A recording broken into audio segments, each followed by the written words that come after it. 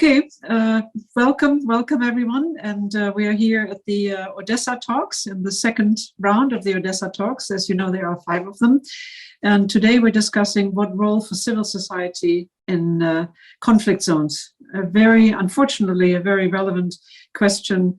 It was before, but it's now even become more relevant considering the war in Ukraine. And we have 3 excellent panelists here who will discuss with us. And I wanted to introduce myself. I'm Angela Kane, and I'm the Vice President of the International Institute for Peace. And we are very happy to co-sponsor this with the Center for International and European Studies at Kyiv University. So it's a very great pleasure to be here with you all. And I wanted to introduce our 3 panelists, and I'm going to present them in the order in which they were speaking. The first of all is Louisa Slavkova. She's the co-founder and managing partner of the CIVICS Innovation Hub in Sofia. And she is an advisory board member of the European Network for Civic Education, NECE. And she was a Ronald Lauder visiting fellow at the Institute for the Study of Human Rights in Columbia University in New York City. And she also, prior to that, was a program manager at the European Council on Foreign Relations. And even before that, she has a lot of experience, and we're looking forward to hearing from her. But she served for 2 years as advisor to Bulgaria's former foreign minister, Nikolai Mladenov, who, as you know, I was for a long time at the United Nations. He was a colleague at the United Nations, and he did extremely well there. And she also worked, Louisa also worked with the German Federal Agency for Civic Education.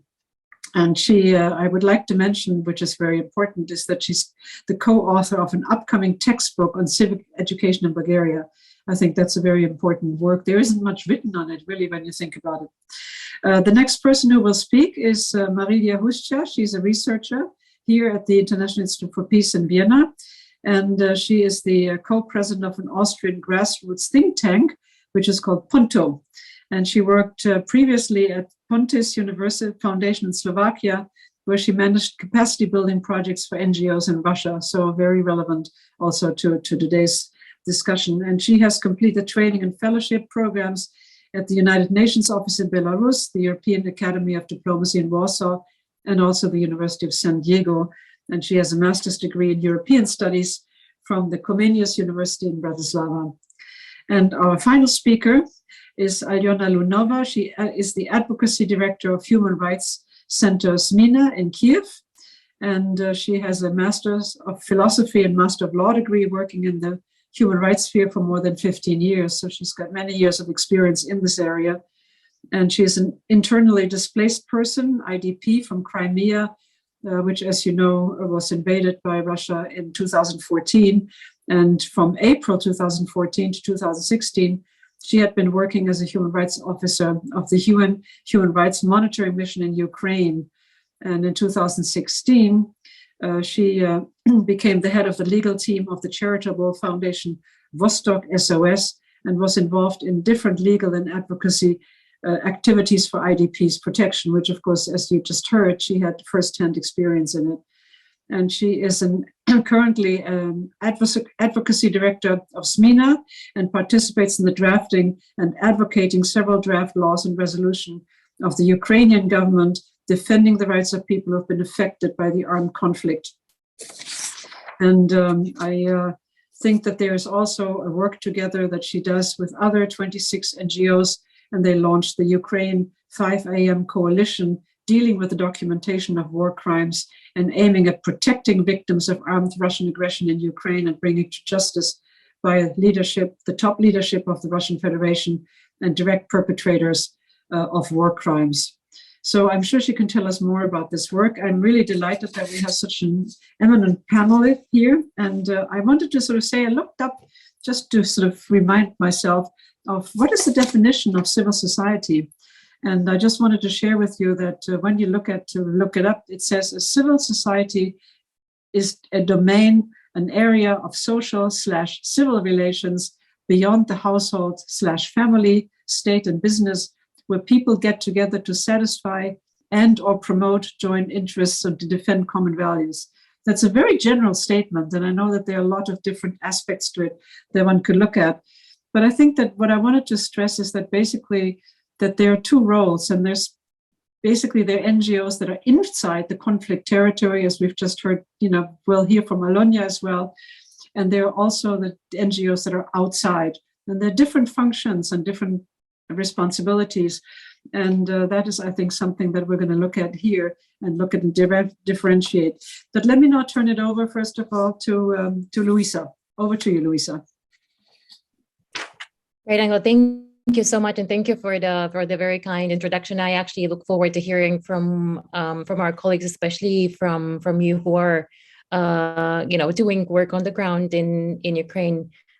There is a great sense of admiration for what you are doing, and there is never going to be enough support that we can provide for what you are doing. So just I know this sounds a little bit like a cliche, but I feel like I need to say this every time. So thank you for being so brave, and thank you for trying your best. Now, I've been thinking about which way to go tonight, a whole day long today. I am currently privileged to be in Helsinki with a group of colleagues who actually do peace education and have been doing peace education for the last 40 years.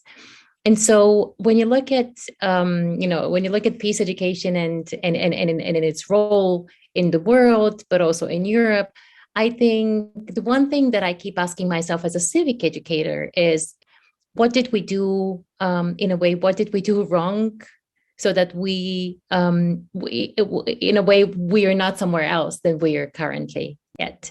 So what could we have done differently to have ended up somewhere else, as in our own societies, maybe vis-a-vis our relationship to Russia, but also in general. And this is an open question that I invite all of us to think about, because I think it will keep us busy. We civic educators usually get to be called when there is a crisis, and there is always a plea for more civic education, for a different civic education. But I keep thinking, how can we actually start functioning preemptively in a way? So I just wanted to share this question to you, to which I still do not have an answer. Now, what I have been seeing within civil society and civil society's reaction and response to the war in Ukraine has been an incredible sense of solidarity and also energy that has been bundled. I followed the work of civil society organizations in Bulgaria, but also a little bit in the larger region, speaking of organizations in Romania, organizations in Poland, obviously, which I'm pretty sure all of you know at least as much as I do, but also other countries across the continent, and even here in Finland as well.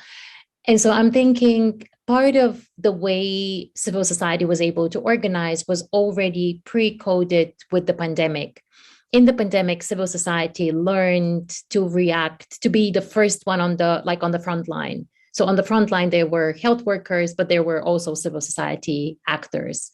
And I think this, the instinct to act very quickly, to reorganize very quickly, has been there, and it has been put to place also in the current situation, especially when it comes to support for refugees coming from Ukraine. And so civil society has had and keeps having a big role to play there. My organization organized recently a talk about the impact of the war in Ukraine. And we talked to colleagues both from Ukraine, but also from outside the country. And what I kept hearing is both from places like Moldova, but also in Poland and in Bulgaria, I can speak about that too. Civil society has been almost better organized and more efficient in offering support than actually the state has been. The state is always a little slower. As you know, there is a whole bureaucracy and machinery that is going with it.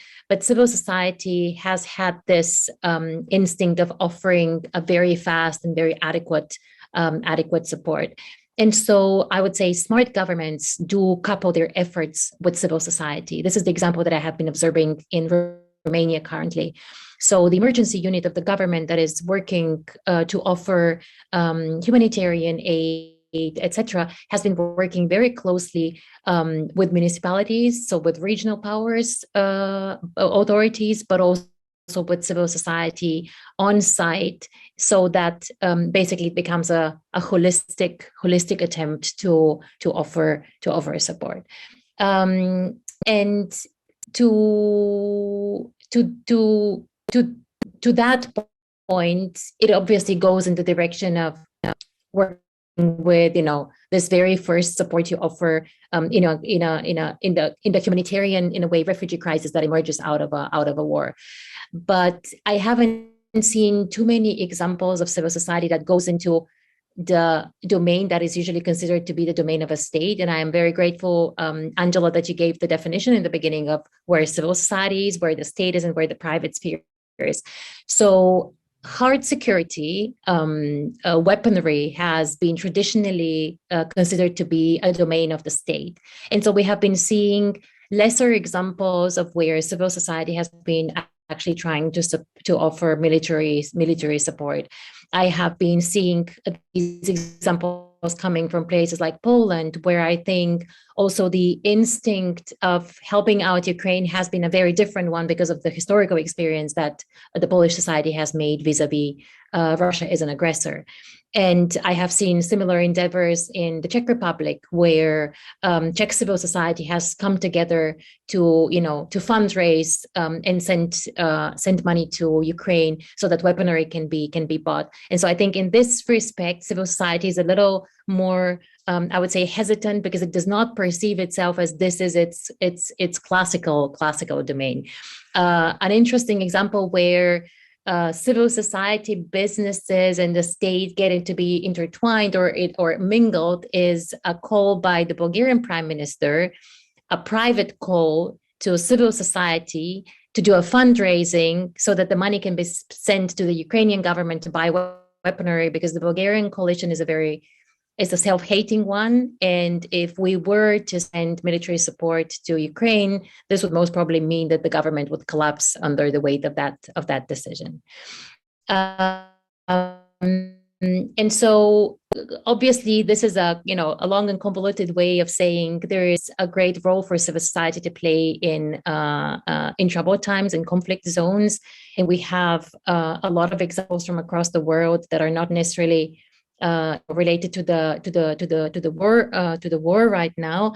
But my question in the very beginning: so what can we, especially we who are in the field of civic education, do so that the preemptive work that comes before a conflict emerges is in place, and in a way is doing a preventive work? And I think one of the shortcomings here that we have had over the years, especially in countries where there are sentiments for Russia because of all the entire propaganda machinery that was intact during communism, but which is also out there, especially with social media in the past over 10 years, is that we have underestimated how far this has actually gotten, to a place where current polls are showing devastating numbers. So in a country like Bulgaria, the recent polls do show you that people are torn. Half the people do not perceive Russia as an aggressor and do believe in the Russian propaganda that is coming over here. And I'm thinking people like us who work in education could have probably done a better job. At the same time, you would also say the state has a great role to play in education. And so we should also not overestimate what civil society can actually do. And my last point would be just a reminder of history again, and the Nazi period in Europe, where a strong civil society, it keeps being a reoccurring research question. What would have happened in Nazi Germany had civil society been stronger? So I think there is always a great argument to make for a strong civil society, but at the same time, we should not overestimate what civil society can actually do. Civil society flourishes greatly in a democratic society, and is pushed in the corner, and challenged greatly to life threats in authoritarian regimes, as we see it in Russia, where simply for sharing an opinion that is different from the Putin regime's opinion can put you in a great danger. So I'll stop here, and I look forward to our discussion later on. Thank you very much, Louisa. That was extremely interesting. And I have a couple of takeaways, which I think is very important. And the first one that you have is you also talked about civil society functioning preemptively. And I think that's a really important point. And I think, frankly, that we haven't quite grappled with that. It isn't prepared enough. You can prepare only so much, but how do you actually prevent, or how do you preemptively function as a civil society and then as a cohesive unit?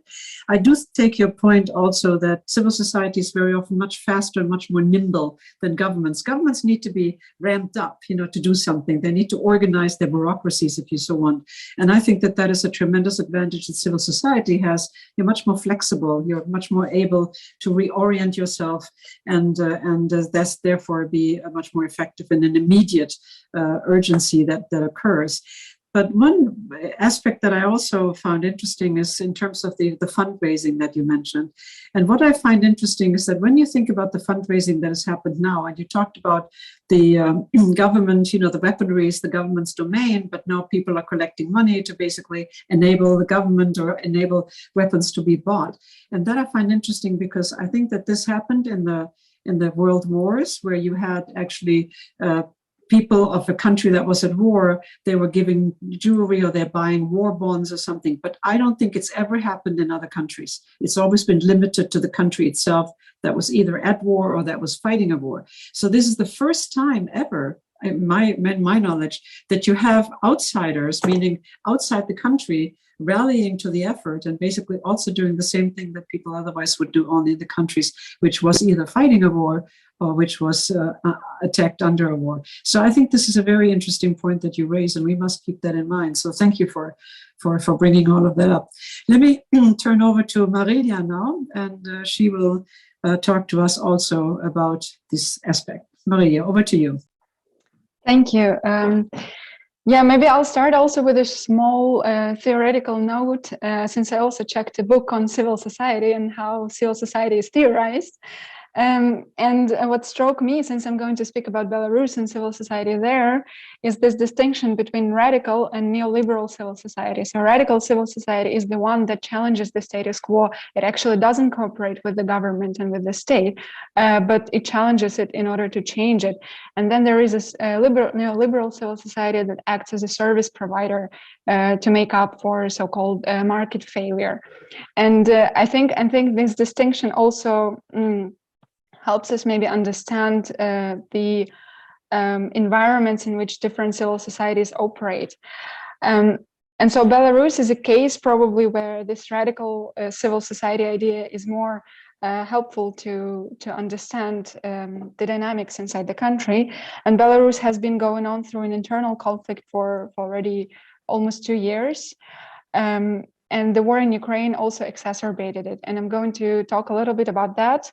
But first, I'll outline a bit how this situation in Belarus developed, starting with August 2020. So basically, in August 2020, there were presidential elections, which were very controversial, and a huge protest movement emerged. It brought like hundreds of thousands of people to the streets, and that was really unprecedented for Belarus. It wasn't ever that big, because elections in Belarus were falsified sort of regularly since the 1990s. But this year, 2020, it was absolutely incomparable to anything before. And what was interesting about this movement is two things. One is that it was absolutely decentralized. It wasn't coordinated by one actor. It was really a grassroots movement of people who coordinated among themselves. Telegram platform played a huge role in that. Because people organized through it in their local communities, neighborhoods, and then took to the streets. That's why it's also very difficult to say how many people actually took to the streets, because there is no one square where they all gathered. It was all throughout the country. The second thing, what was very interesting, is that the protest wasn't limited to big cities. It was really happening also in small towns, in villages. So it was like a really sort of national movement, right? And what is important for me also to remind maybe to our audience is that this was not at the very start. This movement had a very limited goal of it just claimed that the elections should be fair. Elections should be fair, and there shouldn't be any political prisoners. There was no big overarching goal of changing political system or geopolitical orientation of the country. If you look at the protests before the elections, both flags, there is now a state flag and the flag of the opposition that we use, both flags were present at this protest. People were not struggling, against the whole region or Russia per se, right? They just wanted to fair elections. But then, of course, it tremendously changed. The protests continued very actively for about 6 months, but they were met with a great amount of, state violence, repressions, arrests, and so on. Independent media were basically by now eliminated. Many NGOs, about 500 NGOs by now, were liquidated. And the protests did not continue any longer. What again is very important for me, and I think it's also important to say that the protest on the side of the civil society was not violent. It never crossed this line that it became violent on both sides. And I think, despite the current situation, I think it's a very important aspect, something that the Belarusian civil society can be also proud of, that they didn't cross this line and didn't do the same thing as the state, the regime did. But again, where are we today? The protest is suppressed. The opposition is either abroad or in prison. There are about 500 political prisoners in Belarus. Many NGOs, as I already said, were liquidated, even those that were non-political NGOs. For example, NGOs that work with people with disabilities, they no longer function in Belarus. Repressions nevertheless continue, even though there is no mass movements. Probably it's a way to instill fear, to discourage people from taking to streets again. It might also be that it brings sort of benefits to police who regularly, arrest people. They get rewarded for that, apparently. And within 1 year after the protest started, about 100 to 150,000 people migrated, left the country. Many of them actually went to Ukraine, took refuge to Ukraine as a democratic country of the region, as a very culturally close country. And then when the war in Ukraine started, they again had to flee the country. So twice, maybe in 1 or 2 years.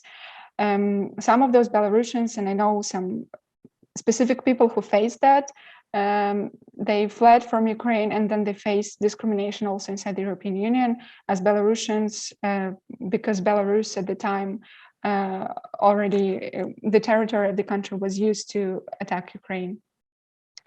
So in many ways, it's a very tragic situation. But at the same time, we cannot say that civil society is dead.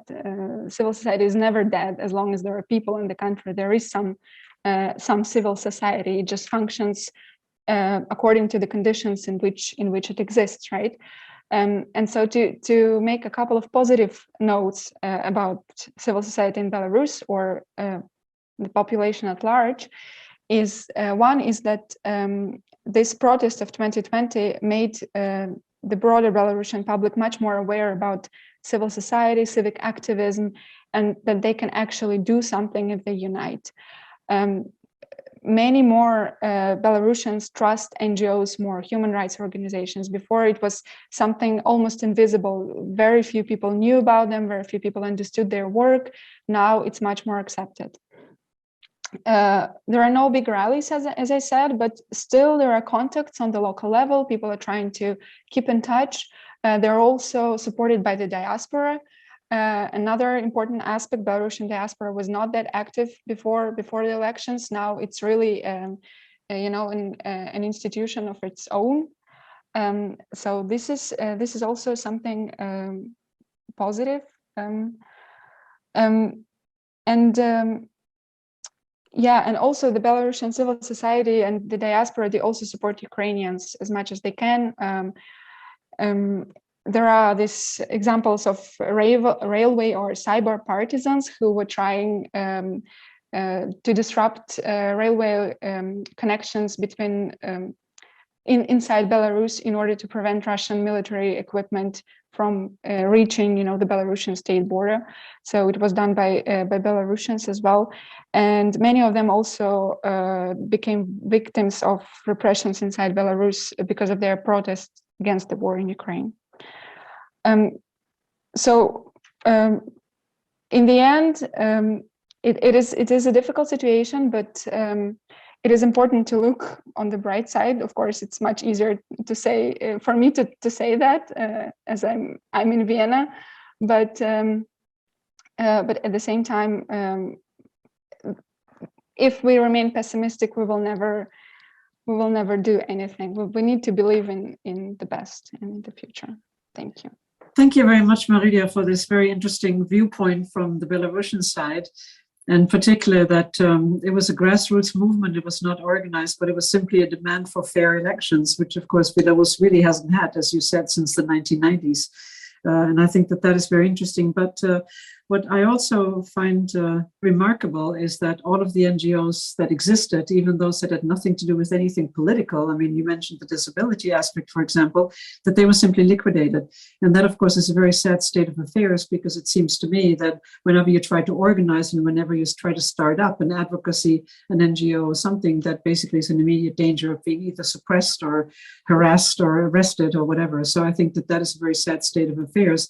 So that brings me to a question later on. But before we go there, I wanted to hear also from Alyona, who will talk to us about the situation in Ukraine. And of course, that's one that we have been basically grappling with and that we've been concerned about and that we've been greatly worried about for over 3 months now. So Alyona, over to you.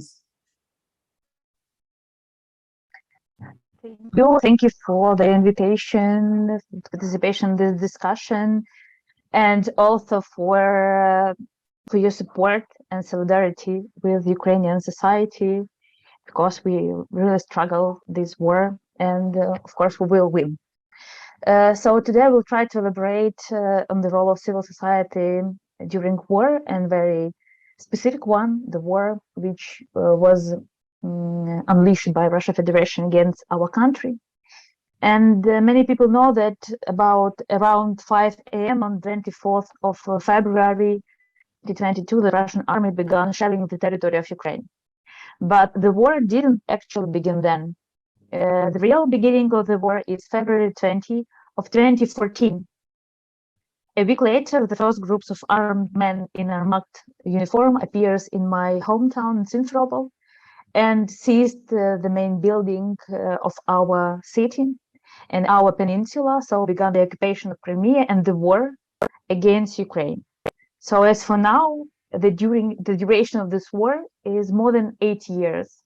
And to be precise, it's 3,030 days. It's really huge timeline just to see what the role of civil society in the war zone, in the war conflict can be, and what we've done and what we need to do in this sphere. Both then and now, I work in the civil society organization in human rights sphere, human rights defending sphere, and I have opportunity not just reflect on the role of civil society on the conflict, but also implement some of the tasks in this sphere. The first, what I want to note, that the activity and degree of involvement of civil society organization in the efforts related to overcoming of consequences of the war directly depend on the conditions of the state, actually, of whatever the state can perform its functions. Because, of course, in 2014, Ukraine wasn't ready to the war. And in 2014, civil society organization, volunteer initiatives did almost everything, from the evacuation of civilians from the war zone to buying of military equipment and uniform for the soldiers, from providing legal advice to write a law or different laws. And the first consequences of the war was the huge, massive internal displacement. And thankfully for solidarity and readiness of Ukrainians to help each other, we really work with that. And we work with evacuation, we work with finding or try to find the place of accommodations, providing with first humanitarian aid. After a while, state, of course, started to work also in this direction, but I still think that without helping of civil society organization and really different initiatives, the state couldn't work with deal with that, because we didn't have, and now we do not have, migration crisis inside Ukraine. Before 24th of February, we used to have 1.4 million IDPs. Now we have over 8 million IDPs inside the country. So I think that the strong civil society organizations, which really start their way in 2014, they now became huge organizations, really powerful players in this sphere, and they can help many people right now just to avoid this humanitarian crisis inside Ukraine. Second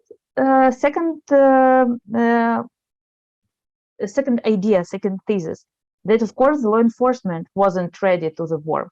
In 2014, also civil society organization played a huge role just to try to fix, to document, to record crimes, war crimes, which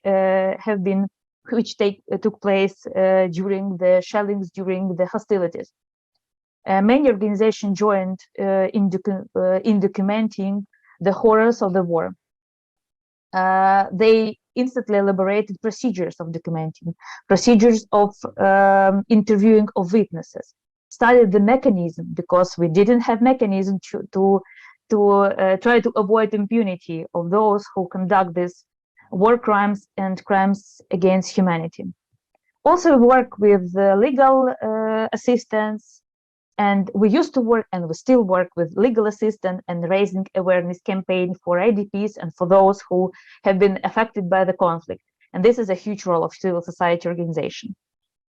All this role, we can say it's just like a service role, but also we work as a watchdog for the government, for the power, for the state authorities, because of course for the state it's many temptations during the war just to narrow human rights and freedoms, just to make society more comfortable and for the authorities. And of course, the role of civil society as a watchdog, it's hard to avoid here. And in Ukraine, we also work precisely in this sphere, try to just watch what the state want to do during the war and what type of legislation they try to adopt, just near the front line, actually. Also, next step was the impact of the state policy. Of course, I sound like really optimistic, but the most numbers of laws which regard to the conflict affected population has been written by Ukrainian civil society experts from the NGOs.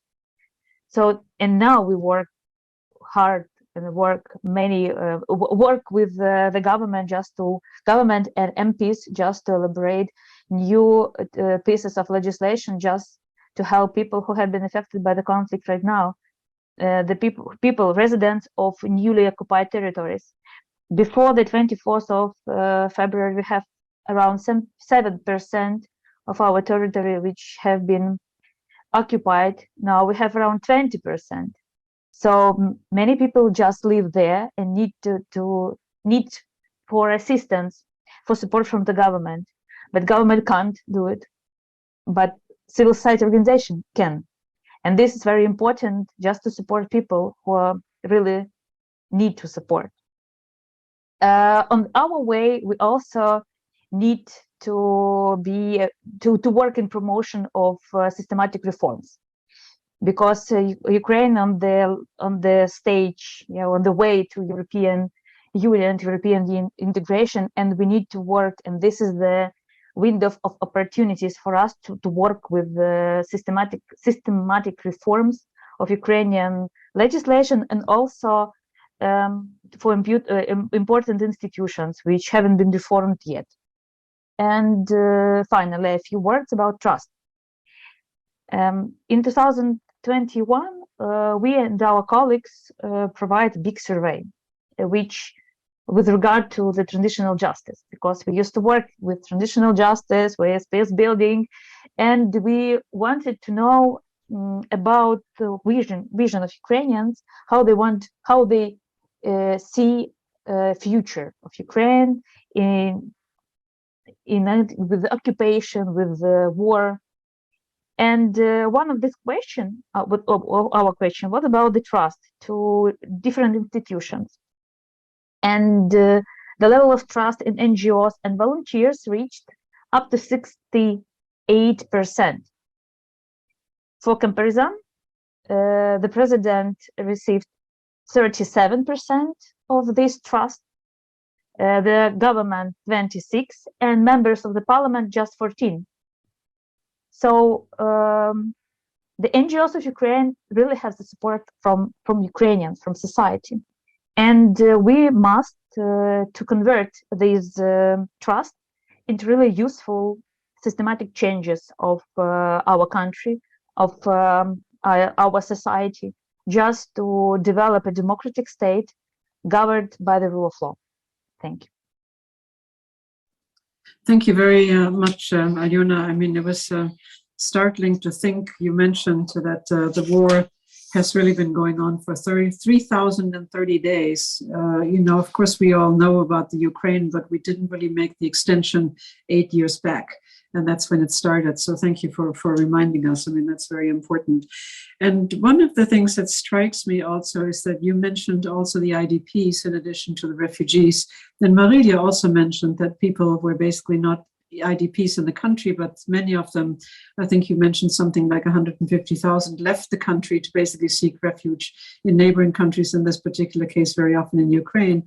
So we can sort of see the dreadful effects that really war in a sense in Ukraine, but also as the difficulties in Belarus have shown what the effects are on people inside the country and how they're affected. And I was also struck by the fact that you mentioned the high figure of 68% of the trust in NGOs. And I think that's because, in my opinion, it's been very, very difficult for many governments to show that they actually have the best intentions of their population at heart when they govern. I think that that's something. There's a lot of mistrust in governments. There's a lot of mistrust in politicians, and the people who do work in civil society organizations really do it not to make a lot of money, but because they have an inner feeling that they want to help people. And I think that also translates into trust. Now, we were going to have Q&As, but I don't know if I wanted to remind people who are watching to send us the Q&As if they have any. But on the other hand, until something comes in, I wanted to ask you actually all three of them. All of you have years of experience in this field. All of you have thought about it. You've worked with NGOs, you've worked in NGOs, and you've both been in the country and outside of the country. What do you think could be improved? What do you think could be made even better? Where is the emphasis that civil society should lay in a particular case of, let's say, Ukraine, Belarus, some other country, or in general? Maybe I can go, Louisa. Can you start? Can you give us some thoughts on that? Sure. So this is actually quite topical for me right now, because we just a couple of weeks ago concluded and published recent research where we looked into 4 regions in Europe that are so-called civic deserts. So I will elaborate a little bit if it's okay. So typically these are areas considered to be perceived as areas where opportunities for engagement are low to basically non-existent. So, especially in rather centralized countries, for example, like those in Central Europe, Hungary comes to mind, Bulgaria is another example, have a concentration of civil society actors, energy in the big cities and in the capitals. And then there is hardly anything outside of the big urban centers. And this is a topic that relatively is a relatively neglected one. But when you start looking into electoral maps and you see how the behavior of voters in capitals versus the rest of the countries differs, you very quickly figure out that areas where civic life is low to non-existent, the susceptibility to populist narratives, etc., is much bigger than in the rest of than in the urban centers. And so, with this research, we have been first trying to figure out we have been trying to describe better these areas, apart from describing them as poor, peripheral, former imperial borders, depopulated with aging population. What else is typical for them? And what you pretty quickly figure out is that they lack community spaces, or if they have them, they are not perceived by the people as their spaces. They don't go there. So they lack the places where typically the agora would come together. And the other thing that describes them is that they are hardly civic actors. So there is maybe the so-called one crazy person of the village who has the civic energy, but they're pretty lonely and they're also not interconnected. And then the other component of these areas is that the civic competence people are rather low. And so this is one area where I think it needs a lot of attention and a lot of improvement. And this goes hand in hand with how do you work with local civic actors who do not have registered organizations? So here we're getting into nitty-gritty details. But I just wanted to say there is a great added value in civic life outside the big cities. But the question is, how do you support it in the lack of, printed newspapers, local ones, where people could use them as a medium to exchange, in the lack of the spaces where they would come together.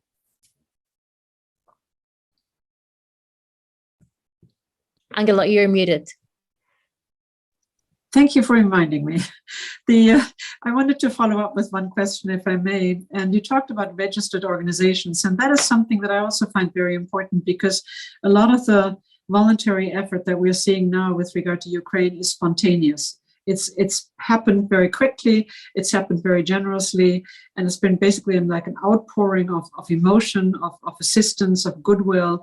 But in most cases with civil society, what I've always seen is that you have registered organizations, as you mentioned, and people become members, maybe for a small donation or a monthly fee or something like that. And this is something where we're now seeing a new phenomenon where all of this outpouring is a lot more spontaneous, I would say, than we've seen before, because maybe it's not the big organizations that have a certain membership that they can call back to. But on the other hand, I just wonder if you see that what we are witnessing now will change and will lead more people to actually register and become members of organizations that are basically proactive in helping individuals or supporting or feeding people, whatever, assisting refugees or IDPs. What do you think? So I'm careful in making predictions, because I think, one of the things that I learned early in the days as a political science student was that we're not in the business of predictions. So we can comment, but we should not predict. I think the one thing that I can quote from research and from data is that the more positive experience people make with civic engagement, the more prone they are to keep engaging. So if you've been a part of an informal group for quite some time and you've scored success, the chances you repeat that are much bigger than if you're not successful. And then also the next step for such informal activities is then to formalize formalize them quite often if you have been successful. And so I think if we're to trust this data, we can semi confidently say that we might expect this energy to formalize if they have left the activities with a sense of they have been successful. I think that's a very important point. Thank you for elaborating on that. And let me just underline, because I think that your point about if people have had a positive experience and they feel fulfilled or they feel it's given them something, whether it's a sense of self-worth or assistance, whatever it is, something that is positive for them, that will enable them or that will spur them to even have more civic engagement in the future. And that, I think, is a very important point that one really shouldn't forget. And I thank you for bringing that up. That's excellent. Marylia, let me turn the question to you, the original question, but please comment on this one as well. Yeah, so the original question was what could be improved, right? The situation that the Belarusian civil society is facing is super hard. So I just admire that it's able to do anything in the conditions in which they're existing. But from what I hear, what could be improved in terms of not by the civil society itself, but other external actors who are communicating with the civil society, is that maybe donors should be a bit more mindful of the needs of the civil society inside the country, because very often they come with their own agenda, and it doesn't always correlate with how the situation looks on the ground and how it looks to the people who are in the country. So there maybe should be more communication in that. And another point is that so it's very in Belarus we see that there is some core supporters of the protest who are still very convinced in the cause of that protest, and then there is another group of people, which is a smaller group, but still it's about a quarter of the population who are supporting the current regime in the country. And these two groups, they are in the conflict. And there is some sort of, some people in between who are deciding, or who, until I guess the war in Ukraine started, were more or less neutral or depoliticized, or they tried to keep out of it. And I think it's very important that these two groups, since I work for an institute for peace, if we speak about peace and some sort of reconciliation in the society, it's important that both of these groups open to each other and try to talk to each other. When I worked with the civil society in Russia, the project that you mentioned at the beginning, that was, for example, a big problem of human rights organizations in Russia, that they exist in their own bubble and they don't reach out to the rest of the society. And whatever good things they do there, they don't get out. They just stay limited to some group of people. And I think this is the thing which the civil society, which has these values of democracy, of human rights, that they're actually trying to reach out with them to the other side, and also to accept that this other side might not necessarily agree on everything, but that's the first step. And it's the hardest one, I understand that. Thank you very much for those insights, Marylia. Very, very important, but particularly because, you're looking at it being from Belarus yourself originally and now being outside and then looking at what is happening there. Alyona, over to you. I have a dream in which the state and state authorities, MPs, government, they just will perform their duties. And on this way, Ukrainian civil society, which is really strong, they time to time try to replace government and free them from their duties, just to do everything better or something better. That's why I believe that we need to have this demarcation between civil society organizations and their duties inside our situation, hard situation in war zone, and the state authorities' obligations. Because if Ukrainian civil societies will start or won't stop to write legislation or something like that, or work with documentation of war crimes, probably the government won't be able to do themselves this work. I need to say that in 2014, I said before that we do many, I think that we've done everything in this sphere. Right now, the situation is better, but it can be better if the government will take responsibility for this sphere themselves, and civil society organizations shouldn't stop Ukrainian government just to take this responsibility. Thank you. Thank you very much. And you have mentioned the legislative aspect before, which I think is really very important. But one aspect that I also believe is of absolutely crucial significance, and that is the documenting of the war crimes, and particularly when it comes to women and civilians. And I remember when I was at the UN, and this was like during the whole Yugoslavia wars, that was the first time ever that you had rape classified as a war crime. And I remember that, all of us women were absolutely thrilled that this was actually finally happening after having been the subject of discussion for so long and being rejected for so long. So to have a database, to have the atrocities that are committed in a database is really very important. And I think you've made tremendous headway on that. With the legislative impact, I understand the difficulty, and particularly you also had mentioned in the previous intervention, Alyona, about the occupied territories, which had now increased by nearly 3 times, if I remember correctly. And again, this is something that is very, very important to keep in mind for the future development, and also for what happens for the country and for the sense of justice of the people, when they eventually return. Now, we did have a very good question from Fred Tanner, who is a member of our advisory board, and it somehow disappeared. I don't know exactly how I can find it back, because I'm not quite sure of how he had sent it. It's not in the Q&A. It's not in my email. But let me share you what he said. But I'm sure that I'm not making total good sense of it.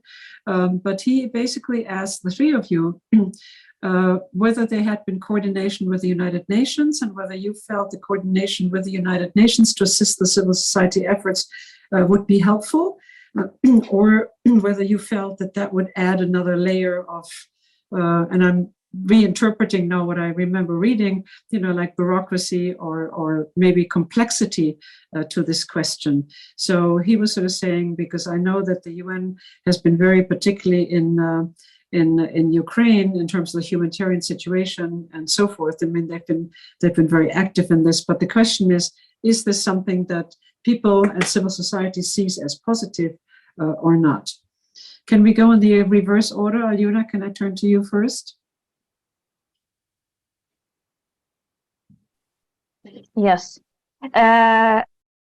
In my bio, I said that I used to work in UN OHCHR monitoring mission, so I understood how to work in Ukraine by my own experience. So our organization and also the coalition of which called Ukraine 5M work with the Human Rights Monitoring Mission of Ukraine, of course, with sharing the information, we discuss some issues within the topic of reports or the main violations of human rights during the conflict. Also, we work with all UN agencies actually, but not so close as with the special human rights mechanism in Ukraine and of course outside of Ukraine. We try to use all opportunities just to try to avoid impunity for the crimes, war crimes and crimes against humanity. And I believe that UN agencies, as usual, they're big institution and bureaucratic, of course. And I feel in Ukraine that Ukrainians felt some, disappointment in the role of UN in all these all processes. So if you understand how UN is working usually, I believe you need to understand that they won't be able to work very fast.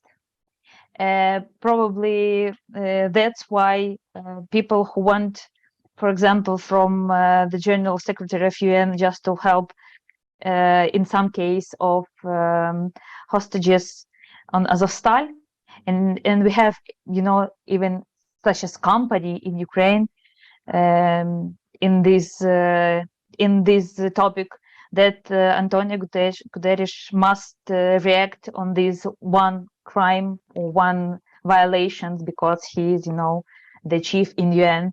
And this lack of understanding how UN work and how your UN institution work usually all around the world and in Ukraine provides some probably disappointment for Ukrainians.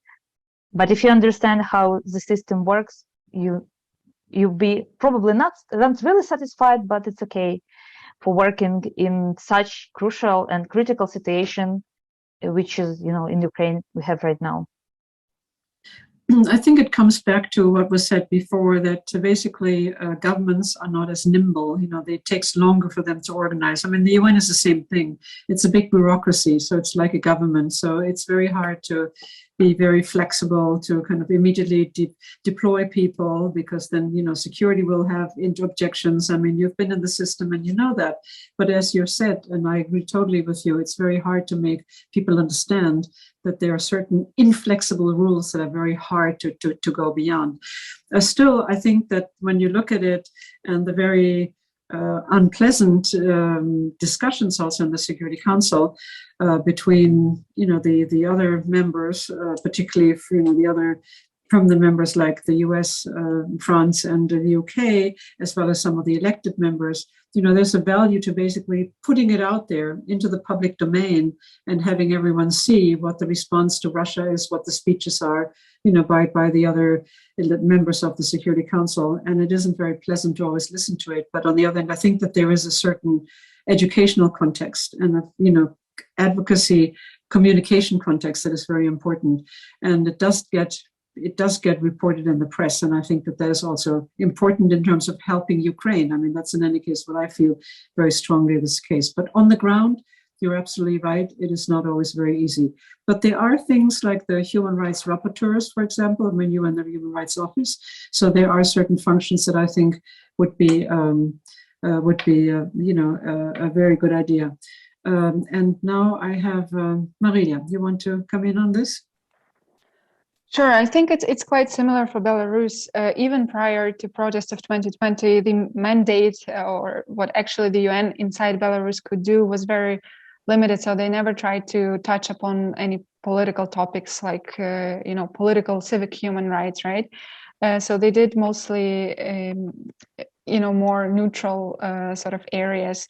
And we should also remember that the UN offices in countries work upon the invitation of the government. So if the United Nations in Belarus started doing something which would contradict the goals, and ideas of the current regime, they would be immediately expelled. And nevertheless, they provide, I don't know if it's still running this project, but for example, one of the very important projects in Belarus was helping people with AIDS, and that was basically managed by the United Nations. But in terms of politics, or helping civil society in this in the current situation, I think they're very limited. One situation that comes to my mind was actually it's just very telling. So this NGO that dealt with people with disabilities was liquidated on the pretext that they mismanaged the UN funds, even though the United Nations and UNHCR office in Geneva, contradicted that. Basically, it didn't help, and the NGO doesn't exist any longer. So there is not really much to do. But I agree with you, Angela, that indeed, in terms of communicating internationally, it's very important.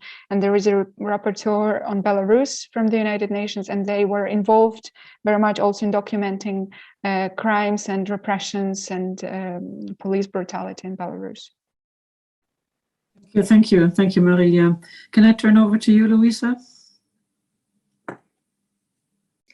So this is not necessarily my area of expertise. I can only say that in the very first days and weeks of the war, what I have noticed is that a lot of people have been looking to find those actors out there who have always been on the forefront of a quick reaction in such situations.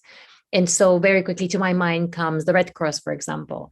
And what I have been hearing from colleagues again in other countries is that they have been absolutely working with either UNICEF agencies. So I think the UN is already is perceived as an actor on the ground. And from what I have been seeing from colleagues who work at UN agencies in Ukraine for years, they have been also, very much out there trying to step into also this more systemic function. So I think this is already in place, and the UN agencies are perceived by many actors as the right place to go to. At the same time, I've also read of criticism, obviously, but this is always the two sides of the medal. I think that this is something that we need to keep in mind. And I see there is a comment also in the chat by one of our participants, and basically who sort of says, well, if you assist really in raising funds for weapons, that might be important and maybe even considered patriotic by people. But on the other hand, is this in line with the moral high ground and pacifism that civil society professes? And I think, Louisa, that goes also back to what you're saying, is easier to be seen to be cooperating with a agency like UNICEF, for example, or the Human Rights Commission, rather than with other parts of the UN system that, could basically raise some hackles, in terms of some people. So I think that is something that one also has to keep in mind, that there are certain principles that civil society might need to be more mindful of. Let's put it that way. So I thought that was an interesting comment that came into the chat. So, when you think about what civil society could do, and let me just give you one example also, which I found very interesting, is you had, for example, in Ukraine, Ukraine would come out, and I don't know if it was the government assisted by civil society also, would come out with a list of things that they really needed. It could go from shelter, tents, back to weapons again. But on the other hand, they were like people who had very good expertise in IT, and they would put together the list, they would distribute them and sort of say, let us know what you need. And then you can sort of say, I will donate X and, I will take care of Y, even though it's not quite clear that if you make that promise that it would actually reach Ukraine, because that's another issue. And that reminds me also, because when we had the COVID pandemic, there was one person who basically said, I can coordinate the provision of masks, because masks were very much at a scarcity in the beginning. So do you think that this is something that could be done externally in cooperation with the civil society organizations inside the country? Do you think that is helpful? Maybe start with Marylia. I didn't quite get the question. Sorry. I don't hear you. Whether it's helpful for people who are inside the country to work with outsiders outside the country, for example, to make lists, to advocate for things that are being needed, but also to somehow coordinate that these things get there, or these items get to the country, rather than being sitting around in some dock or, airport or railroad or something like that. And I think that is something that is necessary, but it's very hard to coordinate that, because you could also cross wires, because maybe it's in one country that the effort is concentrated, but on the other hand, there are other actors who are doing the same. And so therefore you may have an abundance, or you may have a scarcity, or whatever. So how do you actually coordinate that on an international level? I think it's very, very difficult. Right. Absolutely. No, absolutely. And of course, it makes sense to do these things, but maybe in Belarus, we can speak less about material goods, but more of some sort of support that can be delivered also online. And one of these things is also some retraining opportunities for people who, for example, have been fired, and this is something that is lacking inside the country, but maybe the diaspora, I know that they are working on that and helping with, supporting people by providing kind of some services. Also civil society in Belarus is lacking funds, of course, and it's very difficult to get these funds, but there is also little awareness about funding opportunities. So again, there can be some communication about that from the outside. And certainly it's very difficult to coordinate. It's very hard to and in Belarus, it's even hard because of safety reasons. So you cannot really publicly announce what you're doing very much. So it's like a chain of command. So yeah, and from what I know, it's done through, you know, like I know you, you know me, and that's how we get somewhere. So yeah, there is no good answer probably from my side, but I think it just emerges spontaneously. You cannot really structure it too much. Alyona, you are in the eye of the storm, so to say, or the eye in the war. So what is your view of this?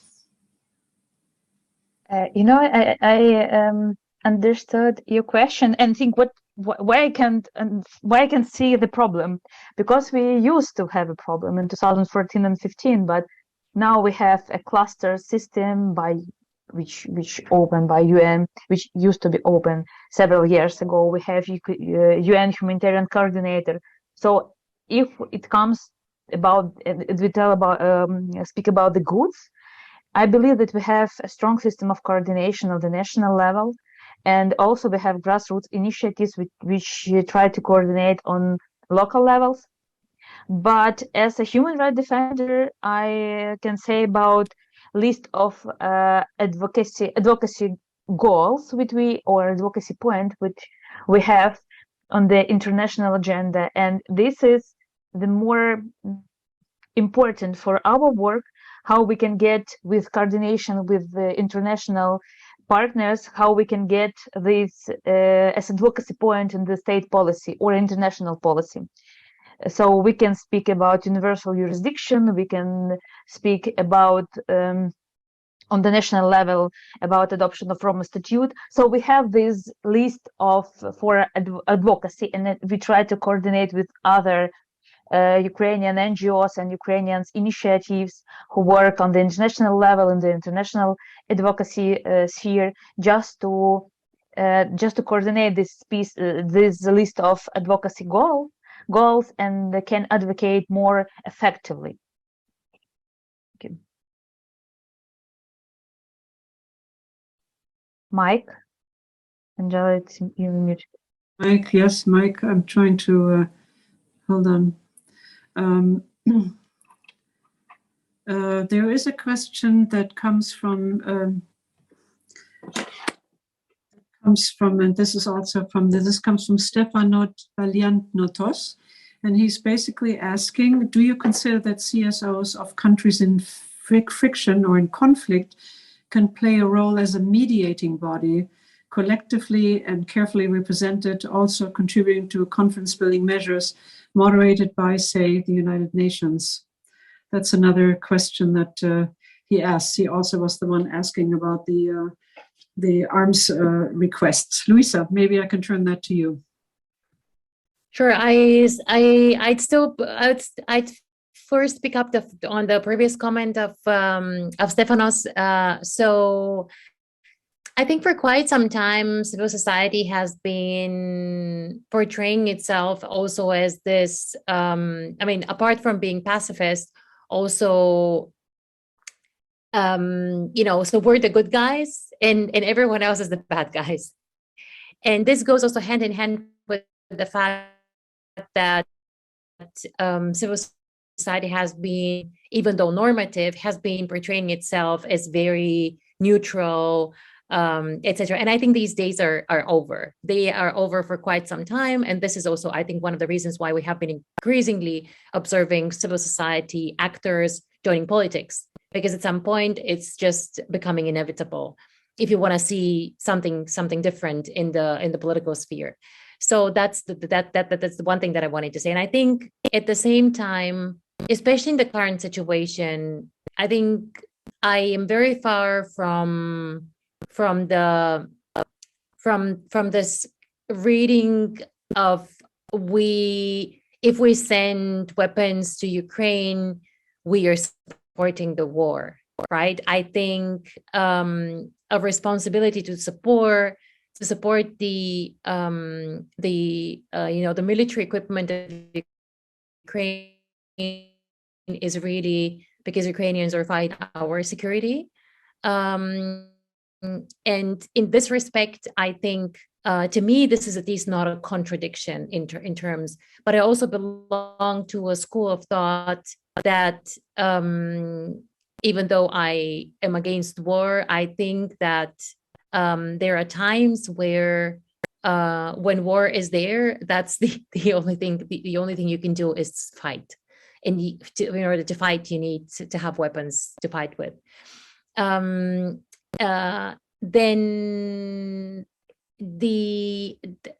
I'm not sure if I understand correctly the question, whether there is a role to be played by civil society in conflict areas in terms of conflict resolution. I think that's what civil societies do a lot in countries like that.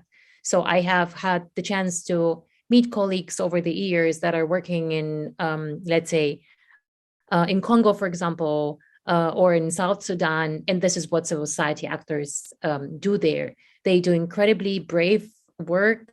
They do, step into roles that are usually ascribed to either the judiciary or to elected officials, and they are engaged in a variety of activities that are put them in a mediative role. So I think they do that for quite some time in many places across the world. Well, I think that what we're seeing is that there are civil society organizations that are specialized in that, that basically do nothing but, conflict resolution, mediation, building confidence, mediating between parties, etc. And whereas others are maybe providing education to children, or providing food, or providing shelter, or providing assistance to IDPs, whatever it is. And sometimes, these roles are a little bit fluid, but the way that I read the question was that he was thinking that maybe there's a way that you start out with one aspect and then you morph to another aspect if you think that that is needed or that is required. But that's basically my interpretation of how I read it. But maybe Alyona, you have a view on that? Honestly, probably not. I don't think that NGOs or civil society organization could be mediators. Mediators between the conflicts parties, of course, they can't be in our situation, obviously. But in Ukraine, we used to have, and a year ago, in May 2000. In May last year, we present a huge national concept of peace building. So it was the national program for peace building, because of the occupied territory, because of needing of conflict resolution.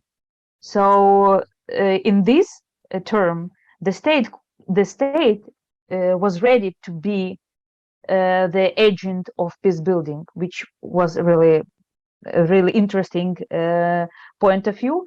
But NGOs was really welcomed. These of Ukrainian NGOs who work with conflict resolution really was welcomed by the authorities to create this national concept. So I believe that the role of civil society organization inside the conflict as mediator is really depends on the kind of conflict. In war conflict, probably not. I don't believe that Ukrainian probably NGO could be mediator in such kind of conflict. Thank you, Alyona. It's clearly a difficult question. Marylia, you have something to contribute to that as well from the Belarusian standpoint? Maybe very shortly. First, before any mediation starts, there needs to be willingness for mediation and for reconciliation, and this is what we aren't observing in Belarus at all. So, but eventually, of course, if any peace-building efforts must include civil society, because this is how you ensure that they're long-term, that the consensus stays there. But otherwise, for now, it's very difficult to foresee how it can develop at all. I agree. I think that willingness or receptive to conflict resolution is something that's absolutely a prerequisite. But what is important is confidence building, that you start building confidence, and that can take a variety of ways of manifesting itself. But we have come to the end of our time. I know that we had to finish at 15 minutes after the hour for sure. So I wanted to thank all three of you for really a fascinating view of civil society in conflict situations. I mean, we've heard of various country cases, so to say, particularly, of course, Ukraine. Alyona, thank you for having all of your insights, and also Marylia, yours, and Louisa, also from the more general, but also with the Bulgarian case, which I think is very interesting, and your experience in more general sense. It was really fascinating, and we had a wonderful comment also in the chat, sort of saying it was a fascinating conversation. So thanks to all of you for contributing, and on behalf of the International Institute for Peace and also for the Kyiv University with whom we have co-organized this, thank you very much for being here, and thank you to all of the participants for being online and following us also on the YouTube and Facebook. So thank you very much all, and goodbye and thank you.